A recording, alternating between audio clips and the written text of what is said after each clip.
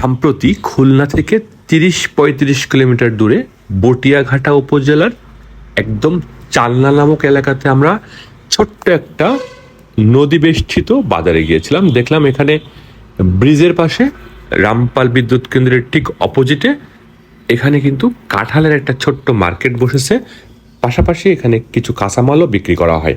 তো এই মার্কেটটা আমরা দেখার জন্য গিয়েছিলাম একদম যশোর থেকে সেই চালনা এলাকাতে। তো এখানকার রাস্তাঘাটগুলো মোটামুটি খুবই সুন্দর, দুই পাশের পরিবেশ নদী বেষ্টিত, আবার কৃষিজ জমিগুলোও বেশ উর্বর এলাকা মনে হয়েছে আমার কাছে।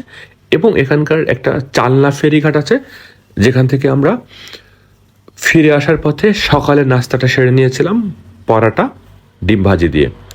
বেশ ভালো একটা পরিবেশে আমরা নাস্তা করেছিলাম। প্রথমে মনে হয়েছিল মিষ্টির দোকান, তারপরে দেখলাম না, ভালো একটা পরিবেশ। তারপরে এখানকার সবচাইতে কোন জিনিসটা আমার নজরে কেড়েছে সেটা আপনাকে যদি বলি, তাহলে এখানকার চালনা নামক ফেরিঘাট, যেখানে এখনো পর্যন্ত ব্রিজের যে ছোঁয়া, বাংলাদেশের উন্নয়নের যে ছোঁয়া, সেই ছোঁয়াগুলো এখনো পরিপূর্ণরূপে রূপদান হয়নি।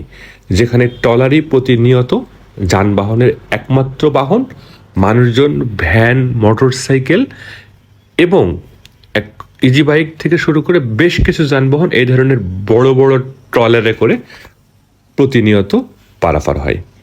ঠিক খুলনা বিভাগের মধ্যে এরকম একটা পরিবেশ ভালো লেগেছে আমার। আপনারা যারা এই চালনা এলাকাতে আসবেন তারা চিন্তা করবেন যে এইখানের ফেরিঘাটটা উপলব্ধি করার জন্য, কারণ আশেপাশের পরিবেশটা আমার খুব ভালো লেগেছে। আর চালনা নামক যে নদী বেষ্টিত এলাকা আছে, এটা একটা কমন চিত্র। এখানে নদী বেষ্টিত এলাকার মানুষের জীবনটা অনেক ট্রলার কেন্দ্রিক, ট্রলারে করে করে মালামাল নিয়ে আসে, ভাসমানভাবে মালামাল বিক্রি করে, এরকম কঠিন জীবন তারা অতিবাহিত করে। সুতরাং বাংলাদেশের মধ্যে সুন্দর সুন্দর চিত্র যদি আপনারা উপলব্ধি করতে চান, তাহলে এই ভিডিওটি লাইক, সাবস্ক্রাইব এবং শেয়ার করতে বলবেন না। ধন্যবাদ সবাইকে।